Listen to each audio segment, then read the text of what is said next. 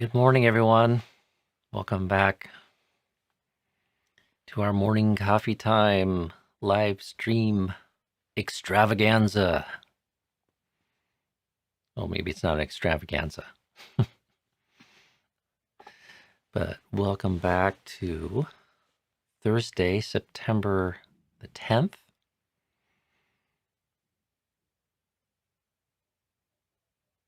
We've been blessed with another day and fresh air. I'm sure many of you are aware of the fires affecting a lot of the West Coast, and that continued yesterday, but we've been spared here for the time being, and the air's been relatively clear, and that's a blessing. So hopefully everyone else is safe or moving towards safety, and this will be done soon.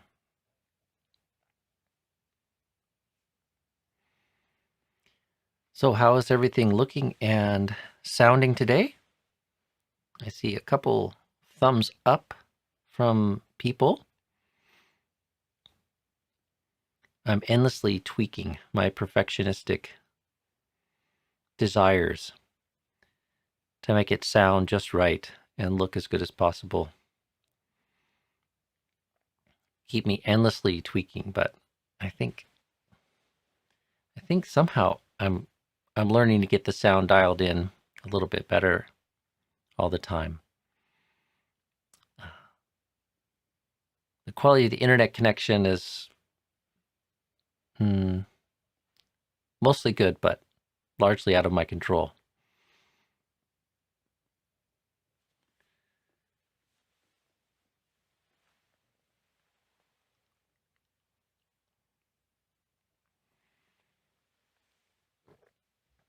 So today,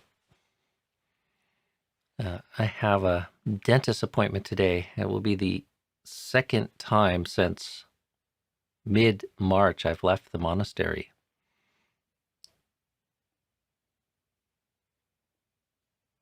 Which seems rather amazing, although I've had periods of multiple months, if not a year, without getting in a car or leaving a monastery. So, strangely enough, the training of my life and the choices of my life have left me in a good place to enjoy the challenges of a pandemic. But I'm looking forward and heartened to signs that more things can return to normal before too long, and I do look forward to being able to meet with people a little more freely and host people at the Hermitage. So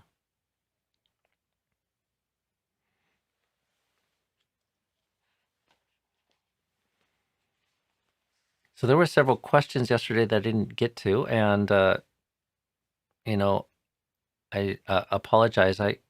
I'm not committed to answering every question every day, so it would be nice, but I think I'll try to stick to just seeing what kind of fits in and offering something that's shorter and hopefully inspiring and stimulating, and a good reminder and a touch point for people to connect daily with the Sangha, or myself as a representation of our Sangha. Getting set up this morning, I was flipping through this new copy of the Dhammapada that was sent me, and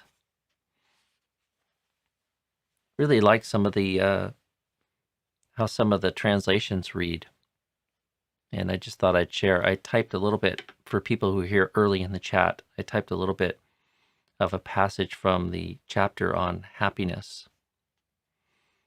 And I won't read the whole chapter, but there's a few verses here that I'll read just as an example of the language that the translator has. And again, the translator on this edition is Valerie Roebuck. And as I mentioned yesterday, it has a very nice introduction.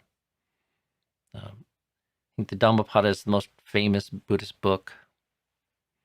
And I think the publishers made an effort to get a nice introduction. So if this is the one Buddhist book people pick up, they'll get some history and background and a little context about the Buddhist suttas.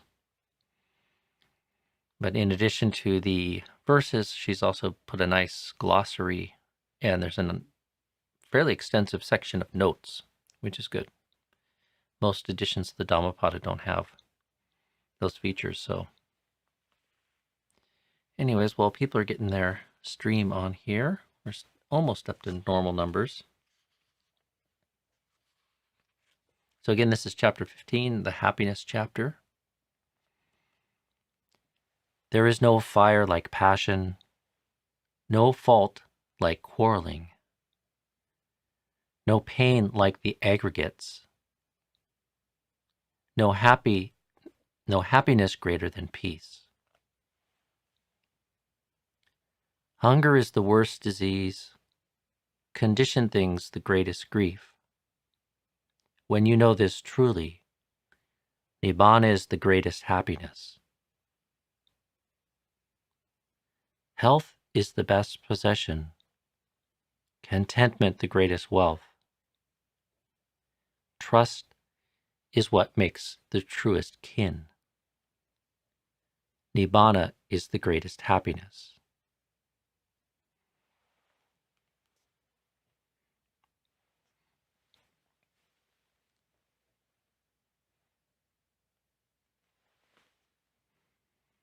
So a couple notes there. Some people might not be familiar with this word, the aggregates. And the aggregates is pointing to a teaching of the Buddha where he breaks things down into a little more refinement other than just talking about mind and body. So the five khandhas in particular is most often what this word, the aggregates, is referring to. So that'd be form, including the body, physical form, feeling, affect, the positive and negative charge that comes with sense contact, perceptions, mental formations, which is emotion and thought, but it encompasses many aspects of mentality, and then consciousness.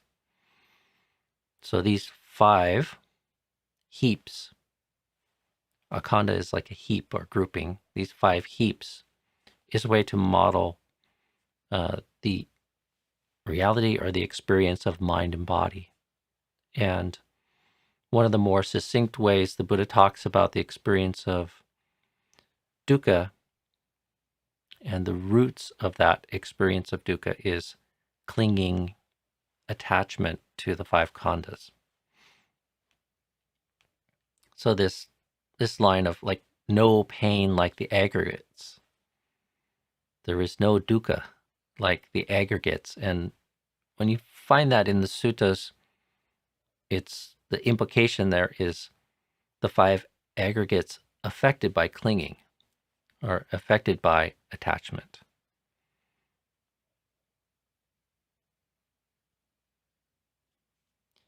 And then we talk a lot about happiness, and I think not just amongst ourselves, but to ourselves.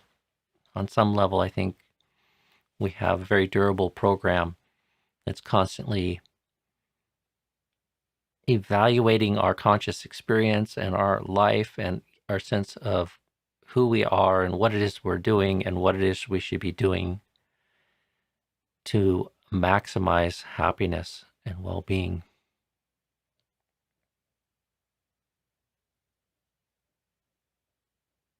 And I think for so many people, The default assumption there is that pleasure is happiness. And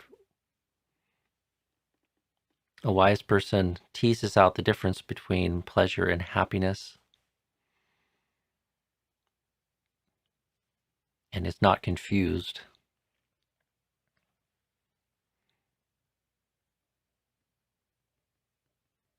Don't confuse pleasure for happiness. And I like this peace. Peace is happiness. And Nibbana is the truest form of happiness because it is the ultimate peace.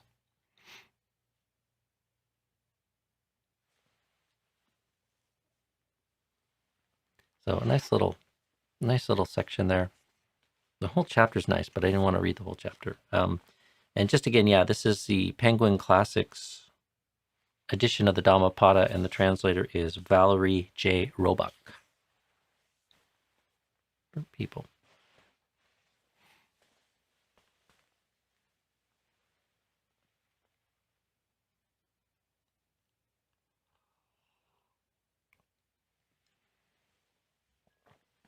Okay, well, what is on everyone's mind this morning? People have questions or concerns? I don't see my name highlighted here too much. Okay, Shelley, what is the name? The name is the Dhammapada, translated by Valerie J. Roebuck. Penguin Classics, 2010.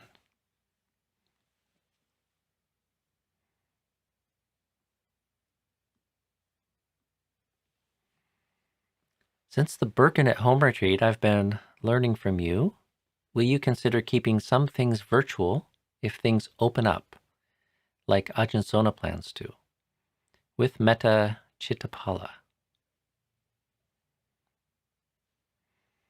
Well, yes, I'm considering keeping some things kind of available and going, but it has to fit in with everything else I do here. And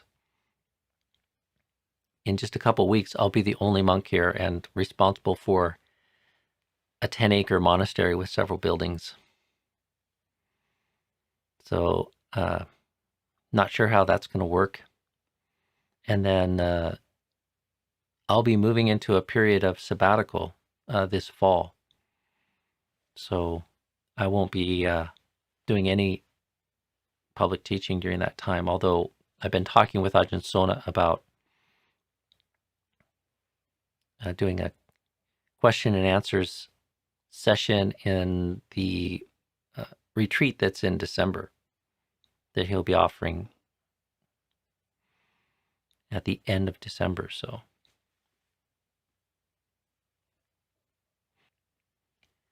could one be happy without being peaceful? Not sure if that really matters. Kind of a weird question, and I'm not sure if it's a useful one. Well, I guess it would depend on how you define happiness.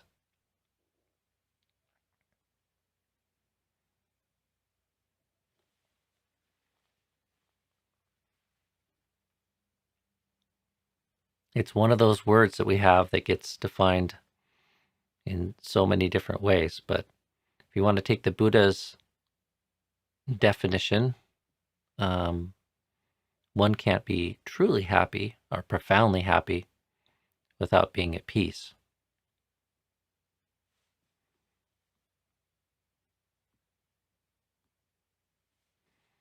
Can you explain dukkha? Yeah, dukkha is D-U-K-K-H-A, by the way, Karen. So, yeah, dukkha, this is a very profound word, and it's used in slightly different ways in the suttas and in the Buddhist teaching. Most often, when you find it, it has the meaning of unsatisfactoriness. And it's the word that the Buddha chose as an overarching focus for his teaching. So it is a overarching concept for all that is unsatisfactory, burdensome, painful,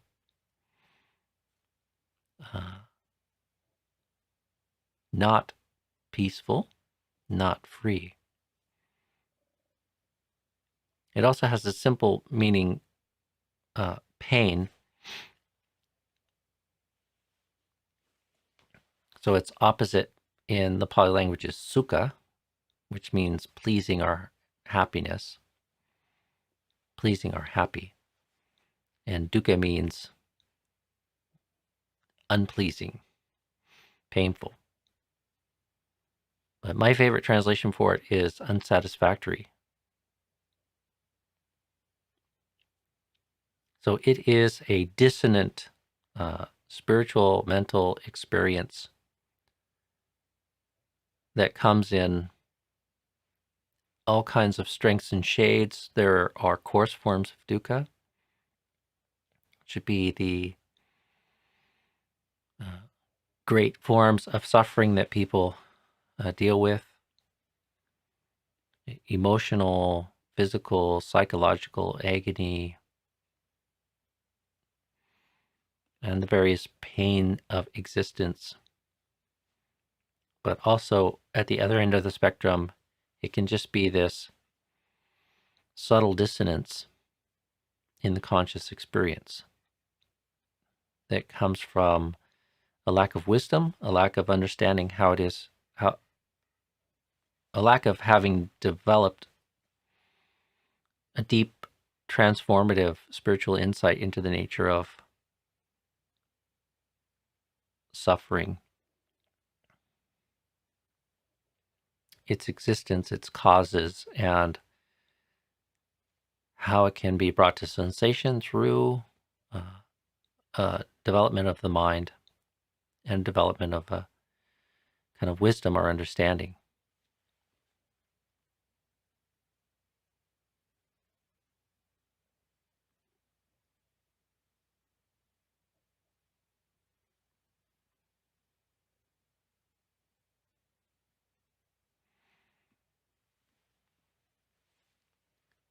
Good morning, Steve. This is a good announcement here. Saturday, Tenisro Bhikkhu will be on YouTube talking about clinging and the aggregates. Bellingham Insight Meditation Society YouTube channel. Talks at 10:30 and 1:30. Info at Bellingham Insight webpage. Nice.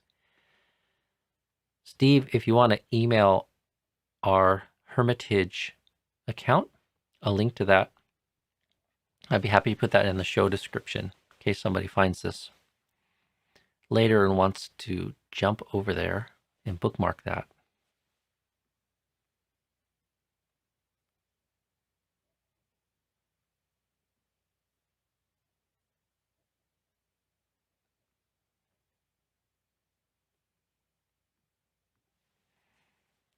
Could you talk briefly about contemplation of moment-to-moment change? I've been finding it really useful lately.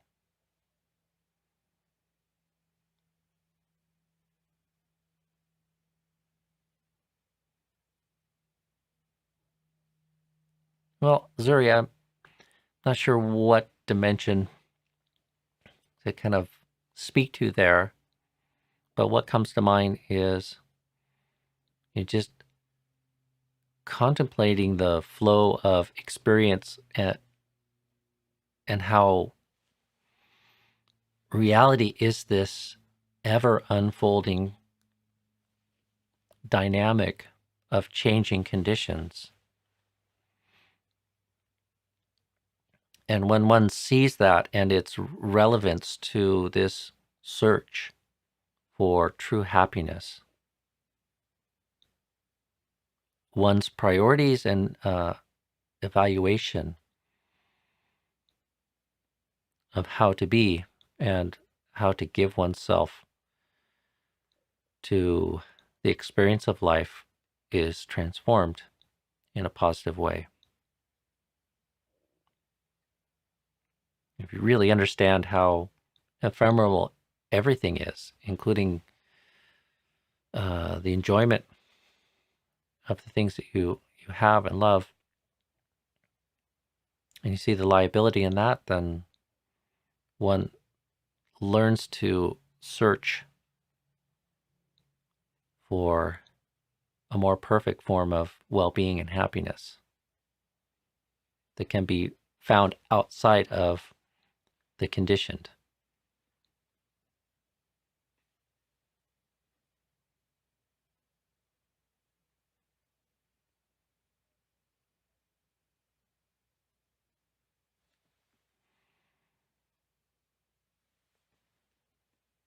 Good morning, Shelley. Do you know enlightened beings when you meet them? Well, the Buddha said it takes one to know one. So I think the answer for most people is no. They don't know enlightened beings when they meet them. It's possible if they have eyes to see or the right karma that they might be inspired by such beings. But it's not easy to know.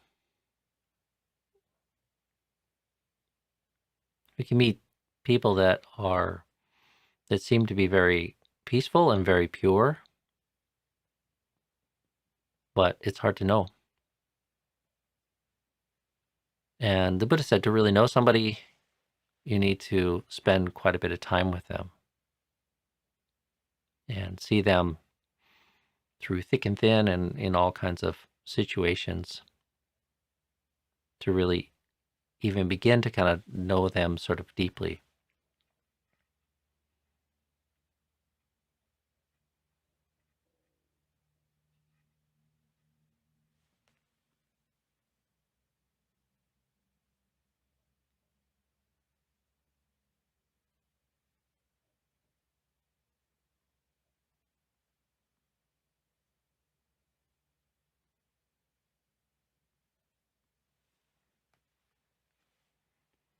I found it important to add, don't mistake sex for love to don't mistake pleasure for happiness. Well, I suppose that would be appropriate for some people. So as a monk, we just practiced celibacy, so there's no mistaking sex for love.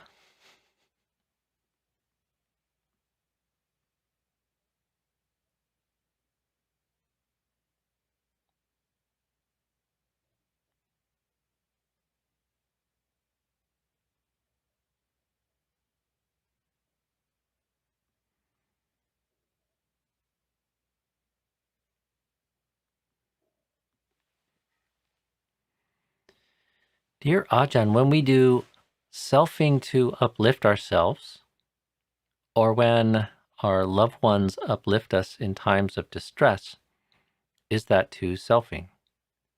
If there is no self, what is self-esteem then? Well, some read, it's difficult just to give up the habits of selfing. A cultivation has to be undertaken and insight has to be developed for the self to be understood as an illusion, and for that to be recontextualized or fall away as something that one clings to as an ultimate truth or an ultimate identity. So, it is inevitable that you will be creating some sort of sense of self, but it's not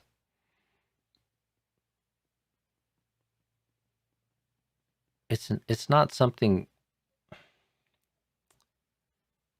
to, I guess, worry about, or it shouldn't be it shouldn't be an obstruction to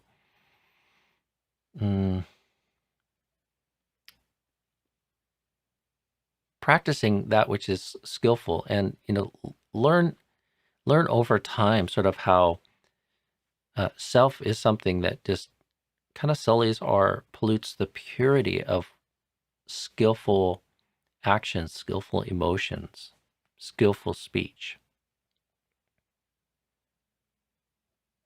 Like, all those things can happen. We can uplift ourselves. We can be uplifted by others. We can be comforted by others without uh, engaging in a whole lot of selfing. But it takes a cultivation and a development of the practice to get a feel for that and to start to lessen the sense of attachment to self, and for that to kind of fall away.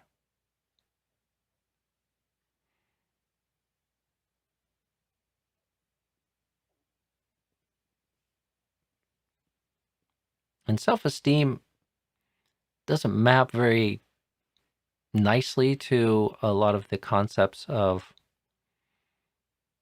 the cultivation of the good and the cultivation of skillfulness that the Buddha encourages. But there is a sense of care for this mind, this body, and wholesome feelings of something almost like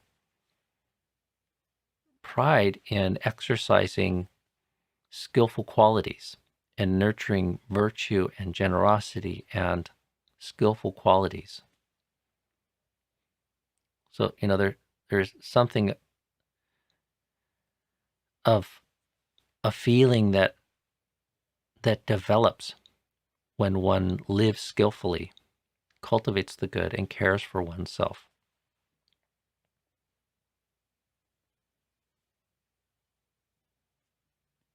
And although the Buddha wouldn't call that self-esteem, it might have some relationship to various modern notions of self-esteem.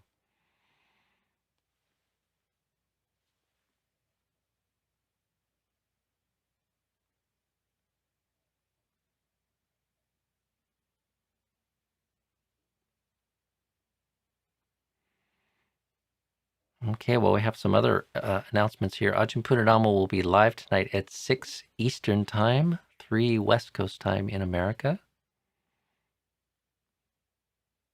So visit the Ajahn Punadama YouTube channel for that.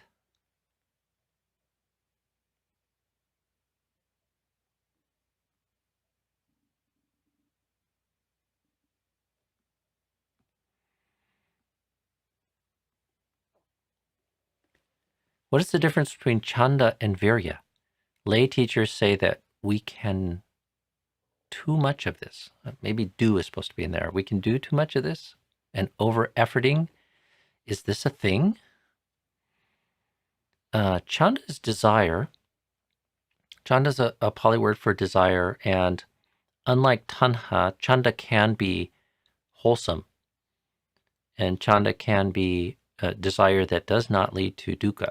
Tanha always leads to dukkha, but chanda can be it can lead to dukkha, or it can be sort of positive. So it's another word for desire that is oftentimes connected with the motivation to engage in skillfulness or to put forth effort. So to have dhammachanda is to have the energy and the motivation to exert ourselves and cultivate the good and put forth right effort. Virya is effort. So we need chanda and virya. And in some sense, you don't get a very full serving of virya without dhammachanda, without some healthy motivation for the good and healthy motivation to cultivate the Dhamma.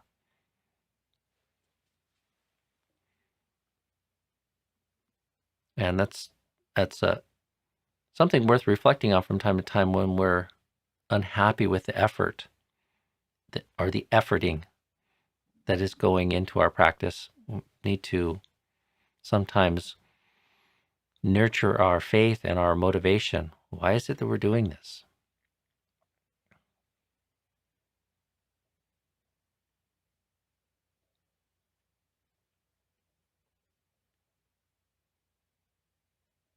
Now, in terms of over-efforting, yes, this is a thing. People can exert effort in a way that isn't balanced. So you can have too much chanda and not enough skillfulness to know how to channel that and apply that appropriately into the cultivation of the good and in your practice.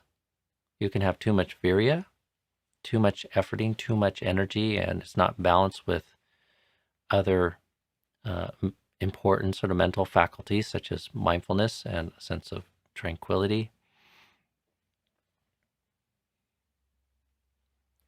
So various faculties of mind need to be balanced.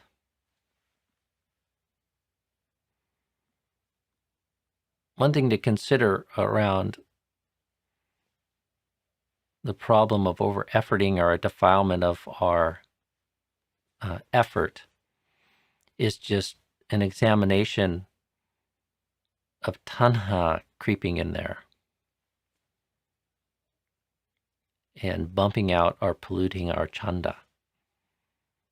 So tanha is grounded in the self and grounded in this wrong-headed thirsting for being and becoming and experience. And if that's there kind of polluting the efforting, then it will lead to suffering, or it will support the experience of suffering.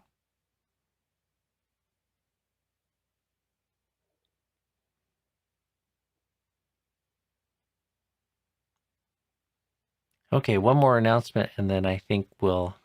Actually, okay, one more question and one more announcement, and then I should get going.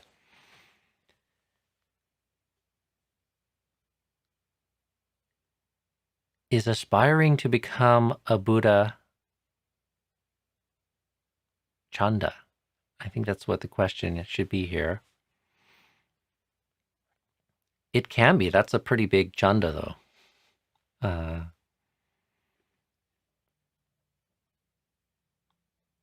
And I've never seen chanda sort of used in that context. The most common context I think it's associated with is Dhamma chanda, which is just the motivation or the desire to cultivate Dhamma. But I'm no Pali scholar. Okay, and one more announcement. Ajahn Suchito is on Zoom at 6 a.m. Sundays Pacific time in the west coast of America. So translate that to your time. Go to Chithurst Monastery website for details. So thanks, Carol. Okay, a wealth of Dhamma announcements today. All right, well, I'm going to leave it at that for today, friends. Wish you well, and if you're here in Cascadia or on the West Coast, I hope the air is clear and your homes are safe, and that the fires pass soon. So I will see you all again tomorrow for our Friday morning copy stream. Be well. Until then.